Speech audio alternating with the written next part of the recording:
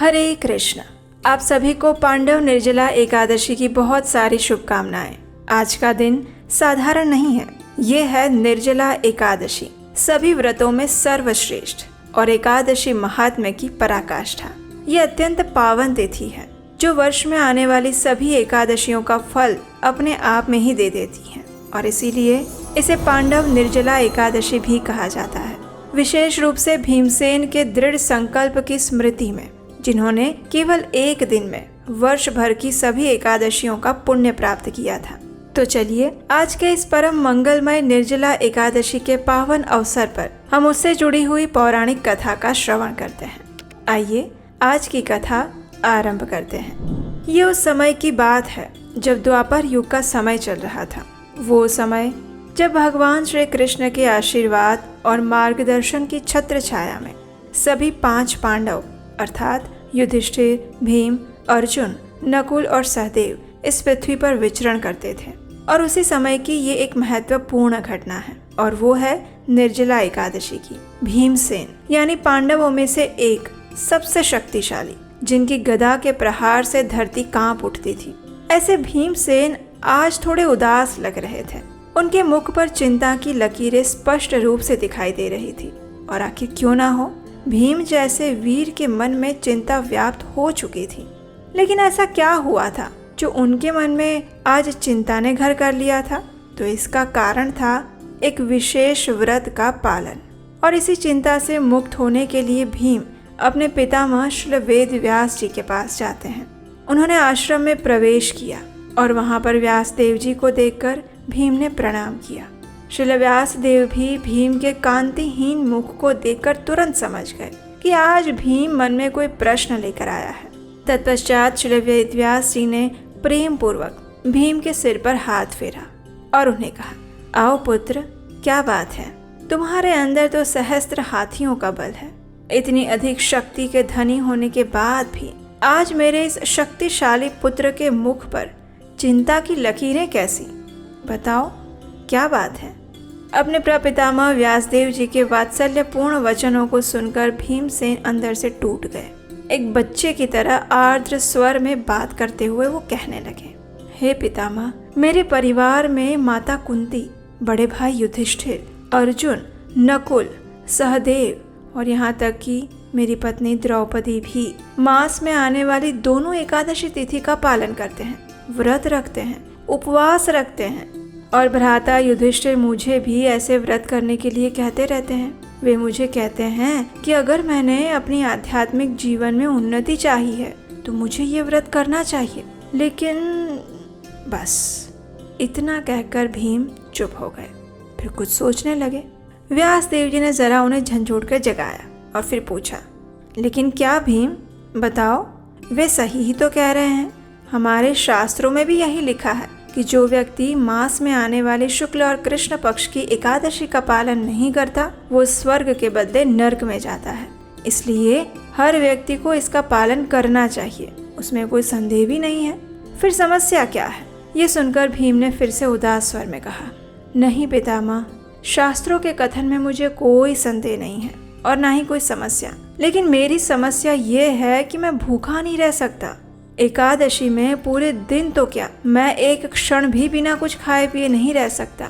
आप तो सारा कुछ जानते हैं। मेरे उदर में वृक नामक अग्नि सदैव प्रज्वलित रहती है और उसी के कारण मुझे दिन में कई बार बड़ी मात्रा में भोजन करना पड़ता है। अब तो जानते हैं ना पितामह, अब ऐसी स्थिति में एकादशी व्रत में कैसे कर सकता हूँ, और वो भी मास में 2 बार? नहीं नहीं पितामह, ये मेरे लिए असंभव कार्य है। हाँ, अगर ज्यादा बहुत लगा तो मैं वर्ष में 1 दिन उपवास कर सकता हूँ, लेकिन इससे अधिक मैं नहीं कर पाऊंगा, नहीं हो पाएगा मुझसे। इसलिए कृपया आप मुझे कोई ऐसा व्रत, तप, दान बताएं जिसका केवल 1 बार पालन करके मुझे संपूर्ण वर्ष की सभी एकादशी का फल मिल जाए। भीमसेन की बात सुनकर श्री व्यास देव हंसने लगे। उन्होंने कहा, हे पुत्र, तुम्हारी समस्या मैं समझ गया हूँ। अच्छा चलो, अब ध्यान से मेरी बात सुनना, ठीक है? पद्म पुराण में कहा गया है, संवत्सरस्य या मध्ये एकादश्यो भवन्ति हि तासां फलम अवाप्नोति पुत्र में नात्र संशयः। हे पुत्र, संपूर्ण संवत्सर यानी कि वर्ष में जितनी भी एकादशियां आती हैं उन सब का फल इस एकमात्र निर्जला एकादशी का पालन करने से प्राप्त हो जाते हैं और उसमें कोई संदेह नहीं है। ज्येष्ठ मास के शुक्ल पक्ष में एक एकादशी तिथि आती है और उसका नाम है निर्जला एकादशी। इस एकादशी का वर्ष में केवल एक बार पालन करने से संपूर्ण वर्ष की सभी एकादशियों का फल मिल जाता है। इस एकादशी में अन्न के साथ साथ जल का भी त्याग करना होता है। जो व्यक्ति इसका पालन करता है उसे एकादशी के सूर्योदय से द्वादशी के पारण समय तक जल की एक बूंद भी नहीं पीनी होती है। अब मैं तुम्हें इस एकादशी से मिलने वाले अनंत पुण्य फल के बारे में बताता हूँ, ध्यान से सुनो। ऐसा कहकर श्री व्यास देव जी ने निर्जला एकादशी के महात्म्य का वर्णन करना आरंभ किया। उन्होंने कहा, निर्जला एकादशी के पालन से सभी तीर्थों में स्नान करने का पुण्य फल मिलता है। जो निष्ठापूर्वक इस व्रत का पालन करता है उसे मृत्यु के समय भयावह यमदूत नहीं अपितु सुंदर विष्णु दूत वैकुंठ ले जाने के लिए आते हैं। एकादशी का पालन करने के बाद जो व्यक्ति गौदान या गौ सेवा करता है उसके सारे पाप नष्ट हो जाते हैं, भले ही वो पाप सुमेरु या मंदार पर्वत जितने विशाल ही क्यों ना हो। और यही है इस एकादशी की महानता। अब मैं तुम्हें इस व्रत का पालन करने की विधि बताता हूँ, ध्यान से सुनना। ऐसा कहकर श्री व्यास देव जी ने भीमसेन को पांडव निर्जला एकादशी की व्रत विधि भी सुनाई। उन्होंने कहा, देखो भीमसेन, भगवान श्री कृष्ण ने कहा है कि इस एकादशी का पालन करने वाले व्यक्ति को पवित्र जल में स्नान करना चाहिए, सुयोग्य व्यक्ति को दान देना चाहिए और जपमाला पर भगवान के पवित्र नामों का जप करना चाहिए। इस दिन अन्य कोई भी धार्मिक विधि ना भी करे तो चलेगा, लेकिन इन मुख्य 3 नियमों का पालन अवश्य करना चाहिए। एकादशी के अगले दिन यानी द्वादशी पर व्यक्ति को परम पुरुषोत्तम भगवान के त्रिविक्रम स्वरूप की जल, पुष्प, इत्र और दीपक से पूजा करनी चाहिए। उसके बाद भगवान से इस प्रकार प्रार्थना करते हुए कहना चाहिए, हे ऋषिकेश, हे इंद्रियों के स्वामी, कृपया मुझे आपकी शुद्ध भक्ति का उपहार दीजिए। हालांकि मैं इस जल से भरे पात्र से अधिक कुछ भी अर्पित करने लायक नहीं हूँ, फिर भी आप मेरे ऊपर कृपालु हों और मुझे अपनी अचल भक्ति प्रदान करें। इतना कहकर उस जल के पात्र को किसी सुयोग्य ब्राह्मण को दान में दे दीजिए। और इस प्रकार श्री व्यास देव जी ने भीमसेन को निर्जला एकादशी व्रत की महिमा और व्रत विधि के विषय में ज्ञान दिया। जब सभी पांडवों ने निर्जला एकादशी की महिमा सुनी तो उन्होंने इस एकादशी का और अधिक कठोरता से पालन करने का निर्णय लिया। उन सब ने पूर्ण श्रद्धा और भक्ति भाव से निर्जला एकादशी का पालन किया और तभी से इस एकादशी को भीमसेनी एकादशी या फिर पांडव निर्जला एकादशी के नाम से जाना जाता है। भगवान श्री कृष्ण ने कहा कि जो भी व्यक्ति इस निर्जला एकादशी के दिन भगवान के पवित्र नामों का जप करता है, पुण्य कार्य करता है, तीर्थ में स्नान करता है और वैदिक ग्रंथों का अध्ययन करता है, वो सब कुछ अक्षय हो जाता है और उससे अर्जित होने वाले पुण्य फलों का भी कभी नाश नहीं होता। तो ये थी आज की पांडव निर्जला एकादशी की विशेष कथा। अगर आपको हमारा कार्य पसंद आता है और सनातन धर्म की रक्षा के लिए हमारे ग्रंथों से प्रमाणभूत यथारूप ज्ञान की धारा सदैव बहती रहे, ऐसी आप इच्छा रखते हैं, तो आप हमें इस कार्य को आगे बढ़ाने के लिए स्क्रीन पर दिए गए नंबर पर अपना आर्थिक योगदान भी भेज सकते हैं। आपका योगदान हमें इस अमूल्य ज्ञान की धरोहर को जन जन तक पहुंचाने में सहायता करेगा। चलिए अब बात करते हैं एक गुड न्यूज़ की। आखिर 3 साल बाद फिर एक बार हम आपके लिए वही विशेष आत्मसात कोर्स लेकर आ रहे हैं। हमारी लाइफ की प्रैक्टिकल प्रॉब्लम्स का रियलिस्टिक सॉल्यूशंस भगवत गीता से कैसे मिल सकता है, यही चीज़ हम सीखेंगे 18 सत्रीय इस आत्मसात कोर्स के अंदर। ये कोर्स सिर्फ महिलाओं के लिए है। Women can register themselves. उसका लिंक नीचे डिस्क्रिप्शन बॉक्स में दिया गया है। उस गूगल फॉर्म को भर के आप अपने आप को रजिस्टर कर सकते हैं इस कोर्स के लिए। कोर्स से जुड़ी हुई और भी जानकारी नीचे डिस्क्रिप्शन बॉक्स में मिल जाएगी। भगवत गीता तो हम कई बार पढ़ते हैं, लेकिन उनमें भगवान के द्वारा बताई गई शिक्षाओं को हम अपने जीवन में कैसे उतार सकते हैं, और वो भी आज के आधुनिक समय में भगवान की वो शिक्षाएं हमारे जीवन में कितनी प्रैक्टिकल हैं, हम उसे अपने जीवन में कैसे आत्मसात कर सकते हैं। यही विषय है हमारे इस 18 सत्रीय भगवत गीता कोर्स का, जिसका नाम है आत्मसात। तो जल्दी कीजिए, आज ही अपने आप को रजिस्टर करें इस कोर्स के लिए। ये कोर्स हम आने वाले दिसंबर महीने में स्टार्ट करने वाले हैं। सीटें बहुत लिमिटेड हैं, इसलिए फर्स्ट कम फर्स्ट सर्व के बेसिस पर आपका रजिस्ट्रेशन दर्ज किया जाएगा। तो अगला नोटिफिकेशन आने की वेट मत कीजिएगा, आज ही अपने आप को रजिस्टर करवाइए। और हम आपको विश्वास दिलाते हैं कि इस कोर्स को करने के बाद आपको भगवत गीता से जुड़ी हुई ऐसी शिक्षाएं और ऐसी इंसाइट्स मिलेंगी जिसके बारे में ना आपने कभी सुना होगा और ना सोचा होगा। महिलाओं के लिए ये कोर्स बहुत ज़्यादा यूनिक, प्रैक्टिकल और बेनिफिशियल होने वाला है। तो जल्दी से अपने आप को और अपने फ्रेंड्स को इस कोर्स के लिए रजिस्टर करने के लिए प्रेरित करें। इस कोर्स की संपूर्ण जानकारी और गूगल फॉर्म का लिंक नीचे डिस्क्रिप्शन बॉक्स में है, वहां जाकर फिल कर सकते हैं। इस शुभ और मंगलमय पावन अवसर पर हम आपके लिए लेकर आए हैं एक और कथा। आइए हम अपने पुराणों से एक ऐसी दिव्य कथा का श्रवण करते हैं जो हमारे मन और कर्ण द्वार से हमारी चेतना को शुद्ध करेगी और इस पर्व को और अधिक महत्वपूर्ण और सार्थक बना देगी। आइए इस कथा का श्रवण करते हैं। हरे कृष्णा। हम सब के सौभाग्य का उदय हुआ है और पांडव निर्जला एकादशी का व्रत आया है। एक साधक के लिए, भक्त के लिए अपने आध्यात्मिक जीवन में तीव्रता से प्रगति करने का सुअवसर आया है। निर्जला एकादशी का ये व्रत हमारे द्वार पर आया है और इसी परम पावन व्रत के अवसर पर चलिए आज हम आपको एक सुंदर पौराणिक कथा सुनाते हैं, एक भक्त की कथा, क्योंकि भगवान को अपने गुणगान से भी अधिक प्रिय है जब उनके भक्त के गुणगान गाए जाए। तो चलिए आज हम एक सुंदर और नवीन कथा का श्रवण करते हैं। हमें विश्वास है उसका श्रवण करके आपकी निर्जला एकादशी की श्रद्धा में वृद्धि होगी। तो चलिए बिना विलंब आज की कथा आरंभ करते हैं। ये कथा है पांडुरंग विठोबा की, उनकी महिमा की, उनके प्रेम और वात्सल्य की, और उससे भी बढ़कर एक ऐसे भक्त की जिसने अपनी भक्ति की शक्ति से भगवान को भी ईंट पर खड़ा कर दिया था और उन्हें भी प्रतीक्षा करवाई थी। पुंडरीक नाम का एक युवक था। उसके माता पिता थे जनुदेव और सत्यवती। वैसे तो पुंडरीक एक आज्ञाकारी पुत्र था, लेकिन कहते हैं ना, समय हमेशा एक जैसा नहीं रहता। तो ऐसा ही कुछ हुआ था पुंडरीक के साथ। समय बीतता गया, वो बड़ा हुआ, विवाह के योग्य हुआ। उसके माता पिता ने उसका विवाह करवाया और किसी कारणवश अब धीरे धीरे उसके व्यवहार में परिवर्तन आने लगा था। वो अपने माता पिता के साथ दुर्व्यवहार करने लगा था।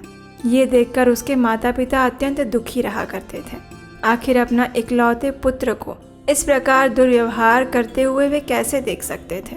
इसलिए उनके माता पिता ने काशी में जाने का निर्णय लिया। उन्होंने सोचा कि हम काशी में जाकर वहीं पर रह लेंगे, मृत्यु भी अगर वहां पर आई तो हमारा उद्धार हो जाएगा। ये सोचकर पुंडरीक के माता पिता काशी जाने के लिए तैयारी करने लगे। जब पुंडरीक को इस बात का पता चला तो वो भी साथ में चल पड़ा। उसने कहा कि मैं और मेरी पत्नी भी आपके साथ आएंगे। अब दुर्भाग्यवश पुंडरीक के माता पिता के साथ पुंडरीक और उसकी पत्नी भी चल पड़े तीर्थ यात्रा पर। तीर्थ यात्रा में जहाँ माता पिता की सेवा करनी चाहिए, वहाँ पर पुंडरीक अपने माता पिता से सेवा लेने लगा। उसका व्यवहार दिन प्रतिदिन कठोर होता गया। पुंडरीक और उसकी पत्नी तीर्थ यात्रा में घोड़े पर सवारी करते और उसके वृद्ध माता पिता वर्षा और कीचड़ में जमीन पर चलते। जब वे विश्राम करने के लिए रुकते तो पुंडरीक अपने माता पिता को घोड़ों की सेवा करने में लगा था। उनके विश्राम के विषय में वो कभी सोचता नहीं था। अब ऐसे में एक दिन क्या हुआ कि काशी जाते हुए मार्ग में कुक्कुट स्वामी नामक एक तपस्वी ऋषि का आश्रम आया। उन्होंने सोचा कि आज रात हम यहीं पर विश्राम करते हैं। तो उस दिन वो वहीं पर रुक गए।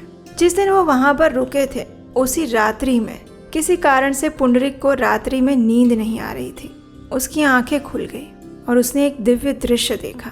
उसने आश्रम में देखा कि कुछ सुंदर स्त्रियां मैले कुचैले वस्त्रों में आश्रम में प्रवेश कर रही थी और ये स्त्रियां संपूर्ण आश्रम की सफाई करती, जल लेकर आती और उस ऋषि के वस्त्र धोती और उसके बाद वो प्रार्थना कक्ष में जाती और जब वहां से वो बाहर आती तो उन सभी के वस्त्र चमकदार और स्वच्छ बन जाते थे और फिर वे अदृश्य हो जाती।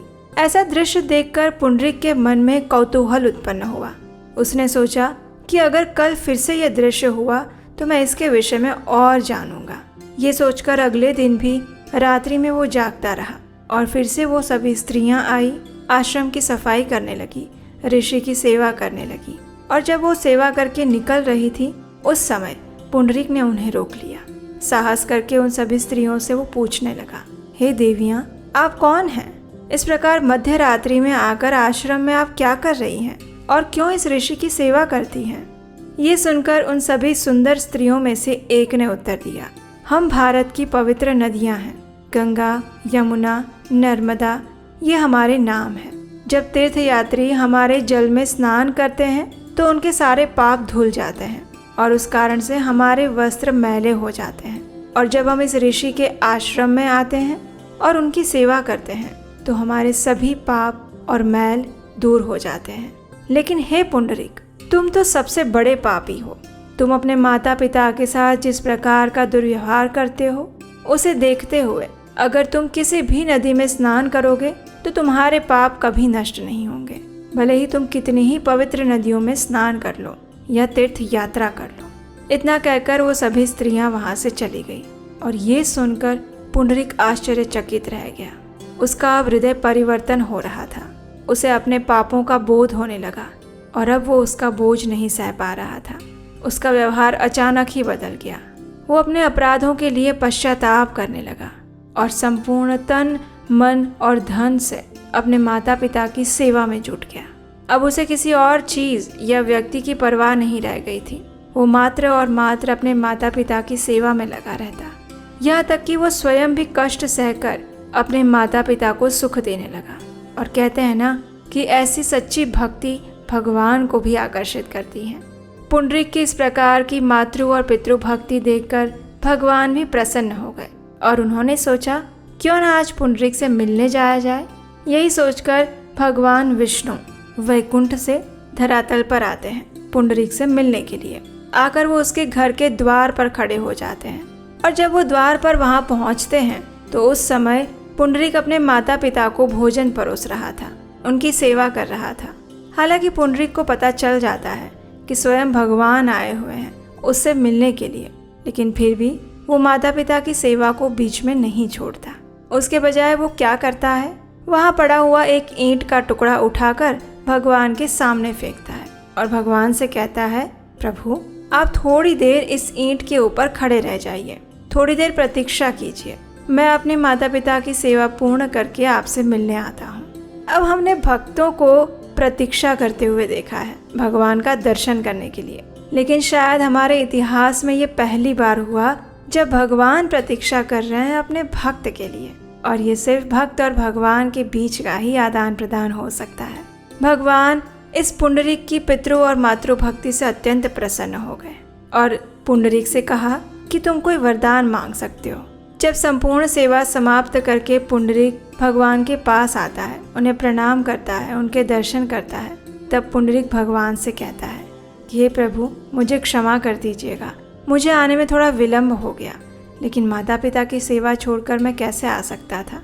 और तब पुंडरीक भगवान से विनती करते हुए कहता है, हे प्रभु इस समय आप ईंट पर खड़े हैं, आपके दोनों हाथ कमर पर हैं, आप प्रतीक्षा कर रहे हैं। अगर आप उचित समझे तो आप इसी रूप में इस धरातल पर रह जाइए, अपने इसी सुंदर विग्रह स्वरूप में सभी लोगों को दर्शन दीजिए और उनकी मनोकामनाएं पूर्ण कीजिए।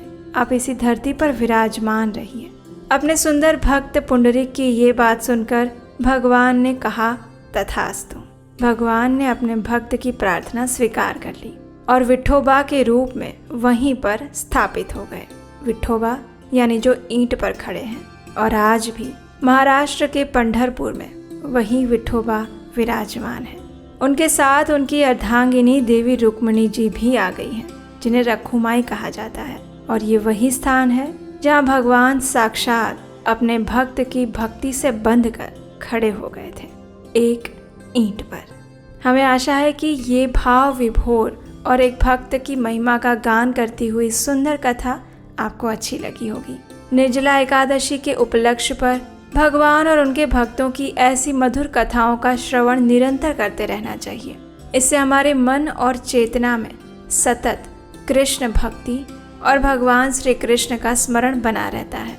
इस कथा का श्रवण और पठन करने से भी व्यक्ति के पूर्व जन्म के पाप क्षीण हो जाते हैं और भगवान के प्रति उनकी भक्ति में वृद्धि होती है। इसीलिए इस कथा को अपने परिवार और मित्रों को अभी शेयर कर दीजिए और उन्हें भी कहिए कि कम से कम वो इस कथा का श्रवण अवश्य करें। इससे भी वे अनगिनत पुण्य को प्राप्त कर लेंगे। पांडव निर्जला एकादशी का पारण भी एक विशेष रूप से किया जाता है। बहुत सारी चीज़ों की सावधानियां रखनी पड़ती हैं और इसलिए अगर आप इस एकादशी का पारण कैसे करना चाहिए उसकी संपूर्ण विधि जानना चाहते हैं तो नीचे कमेंट बॉक्स में लिख कर बताइए।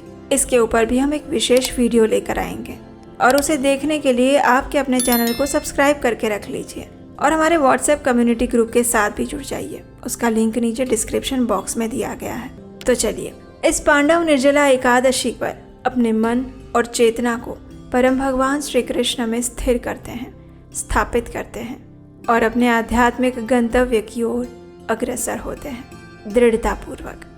हरे कृष्ण।